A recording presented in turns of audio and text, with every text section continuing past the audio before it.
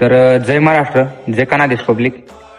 तर व्हिडिओ बनवणं मुद्दा अशा की तुमल्या मालेगावनी घटना माहीत पण नाही.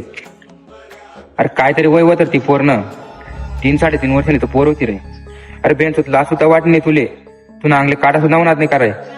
अरे रेप करत ती पोरनं तोंडावर दगड टाकीन मार टाक. अरे ती बिचारी पोरने जग सुद्धा त्या केलं नव्हतं अजून. तिला कसा भुक्या वय जाते रान नव्हतं.